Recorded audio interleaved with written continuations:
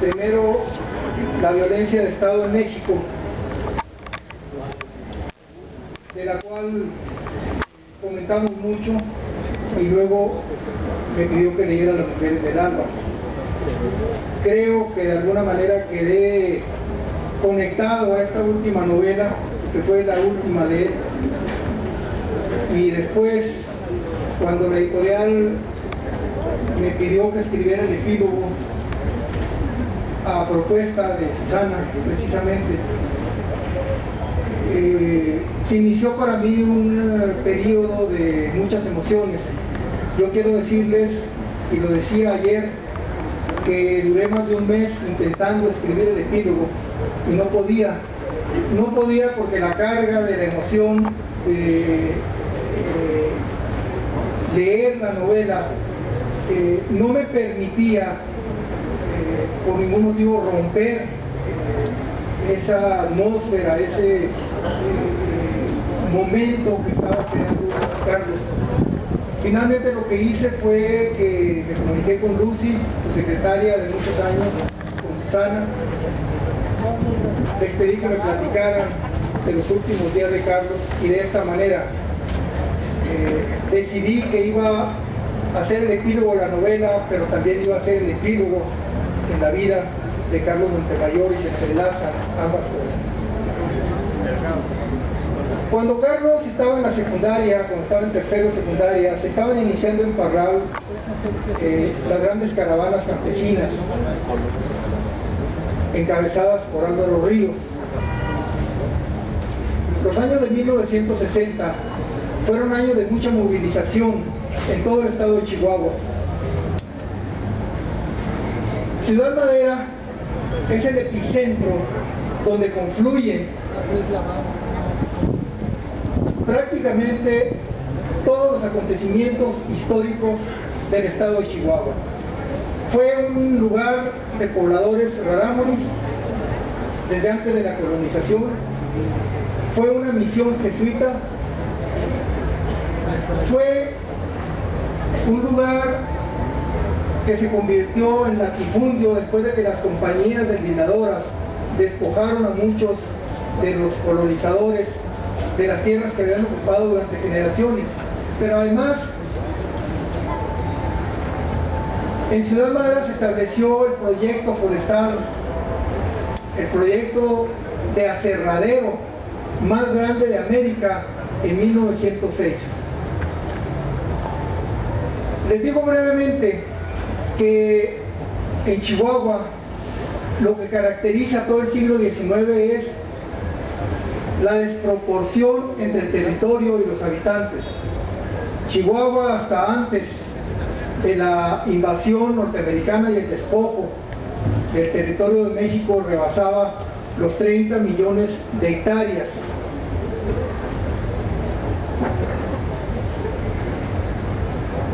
En Ciudad Madera y en todo el norte del estado había muy pocos habitantes. Durante la época de Porfirio Díaz se crearon compañías deslindadoras para registrar las propiedades que no tenían dueño.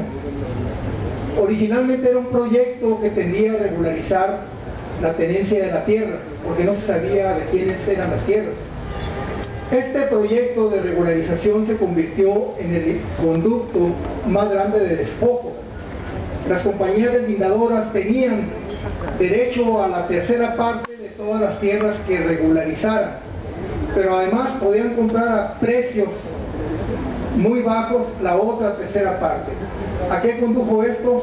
A que se fortaleciera el latifundismo, que las compañías deslindadoras formadas por los grandes capitalistas de Chihuahua concentraran más la propiedad. Pero ¿qué pasaba en los hechos? En los hechos lo que sucedía es que en un plano no había propietarios, pero durante generaciones había colonos que no tenían sus tierras registradas, porque en Chihuahua no se entregaron títulos de propiedad. Este conflicto atravesó la segunda mitad del siglo XIX, llegó hasta el siglo XX, y a mediados del siglo XX el conflicto está en grande en toda la región de Madera, porque por una parte hay grupos muy numerosos de solicitantes de tierras que luchan contra bosques de Chihuahua. Y por otra parte hay grupos de campesinos que fueron despojados por bosques de Chihuahua en el momento en que el Grupo Ballina había adquirido la concesión boscosa del ferrocarril del noroeste. Para que se entienda mejor todavía este asunto, les digo lo siguiente. En 1946, Eloy Ballina, en sociedad con Miguel Alemán, le compra a una compañía inglesa el ferrocarril del noroeste y la concesión boscosa de más de 900.000 hectáreas. A Eloy Ballina le interesaba la concesión boscosa, a Miguel Alemán le interesaba el ferrocarril, porque a la vuelta de los 6 años y estando a punto de salir del gobierno, el gobierno compra el ferrocarril del noroeste en 25 millones de pesos, cuando que la propiedad del bosque y el ferrocarril lo habían comprado en 5 millones de pesos. Esta fue una forma en la que se capitalizó el Grupo Ballina, que después de que adquiere la concesión boscosa, se forma Bosques de Chihuahua, y para expulsar a los campesinos que están habitando terrenos que quedaron dentro de esa concesión, que en el papel hablaba de 900.000 hectáreas, pero en la realidad no era tal cosa, porque había habitantes sobre esas propiedades boscosas. Entonces, Bosques de Chihuahua forma brigadas blancas, forma grupos de choque que se dedican a azuzar, a reprimir a los campesinos. Ahí se origina un movimiento agrario que encabeza Francisco Luján a finales de los años 50. En 1959 es asesinado Francisco Luján, y a los cuantos meses llega un dirigente joven sonorense de la UOCE de la Ciudad de México y se hace cargo de continuar la lucha de Francisco Luján. En 1960 Álvaro Ríos convoca a todos los grupos que tienen problemas en la región de Madera, y en ese pueblo se reúnen para exigir justicia por el asesinato de Francisco Luján, tiempo después de su muerte, pero estratégicamente en ese momento se forma un gran movimiento agrario que es el punto de partida que nos va a llevar al 23 de septiembre de 1965. Carlos Montemayor estaba en Parral en ese momento, y en Parral ya había invasiones, había caravanas, en todo el estado se había desatado un gran movimiento agrario que era la respuesta a la ausencia de una reforma agraria que no había llegado después de la revolución. Tuvieron que pasar 50 años para que en el estado de Chihuahua se movilizaran los campesinos reclamando la tierra. Hay muchos antecedentes, hay una lógica muy clara durante de 1920 hasta 1960 que nos muestra que en Chihuahua no había habido reforma agraria. Todavía en 1940 el gobierno federal introduce una forma de proteger a los latifundistas con títulos de inafectabilidad temporal. ¿Qué quiere decir esto? Que aunque fuera un latifundio, el gobierno le extendió un título de inafectabilidad al latifundista. Esto desde 1940. Para 1960 estos títulos se convierten en títulos definitivos y no hay ya alternativa para desbaratar los latifundios. Todo esto confluye en los años 60 en las luchas que se inician desde Ciudad Madera. Durante 1960, 61, 62, 63, la lucha es por la vía legal, recurriendo al Código Agrario, recurriendo a las leyes mexicanas, pero no hay respuesta, y un grupo de jóvenes que habían participado desde el principio en las luchas agrarias empiezan a buscar otras alternativas para resolver el problema agrario.